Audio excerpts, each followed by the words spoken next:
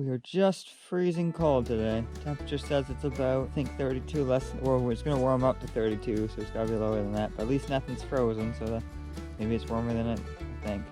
So anyways, guys, we finally got a fire going, which means we can finally have sausage. It's been 3 days of waiting for this sausage, and I'm so hungry, I'm going to eat all 6 of them. I've never eaten 6 sausages in a row before. That's what she said. But today we are just going to scarf them down. Day 3, I go for that great big hike through the old growth forest. I wish I could describe it in such a way that you could feel it at home. How absolutely wonderful the air feels up here. It just smells so clean, so crisp, and it's nice and cool.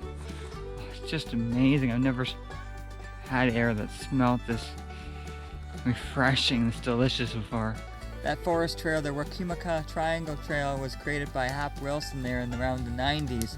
When he saw that this area was going to be logged, he built an illegal trail through it and started promoting it. That was one of the ways that they combated the logging. I don't know who, someone went around and spiked the trees. They put nails in them so that the loggers don't, if they might get injured or hurt when they go to cut them, and it makes the lumber no good. So anyways, they did that, and they also had a big blockade and big political movement, and they eventually saved this forest thanks to all their efforts. But the trails were one of the starting points for all this.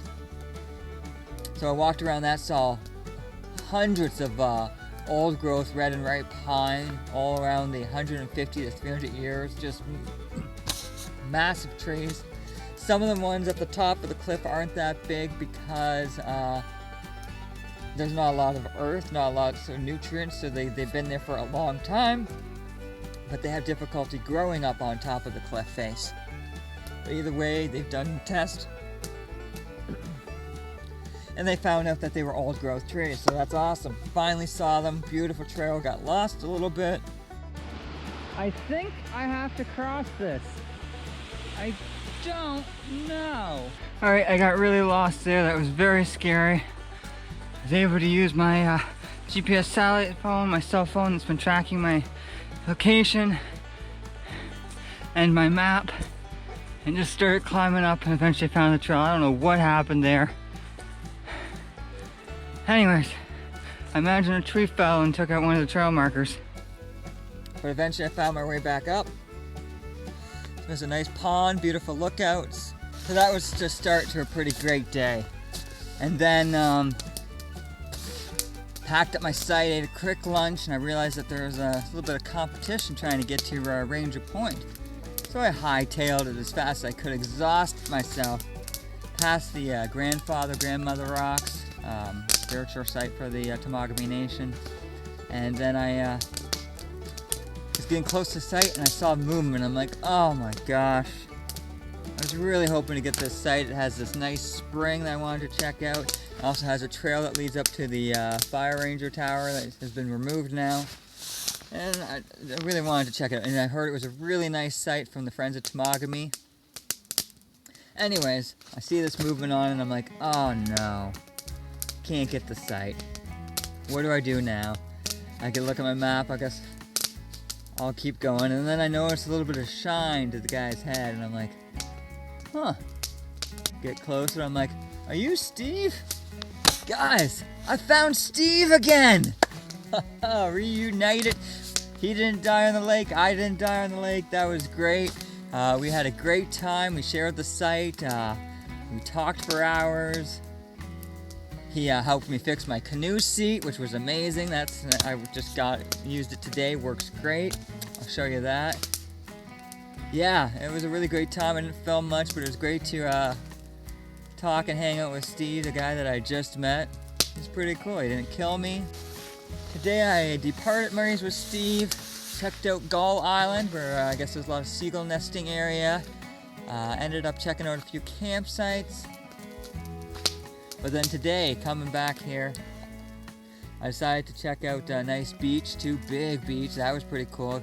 And because I'm so fed up with not having even have a fire these nights, I grabbed a lot of already dry beech wood and as much birch bark as I could.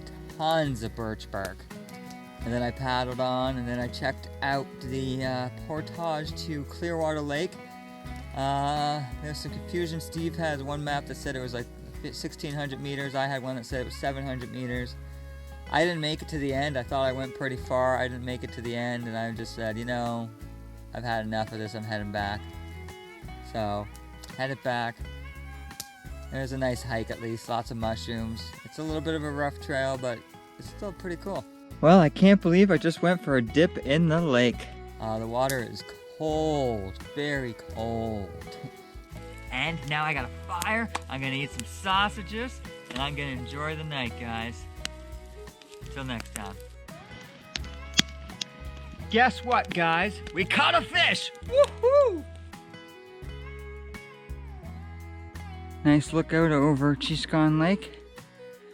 And eventually you get to this point, this nice lookout, and you see this yellow sign and you won't know where to go. Sure, you can go back up and around, but in a good 50 feet you'll get where no reasonable human will be able to figure out how to continue.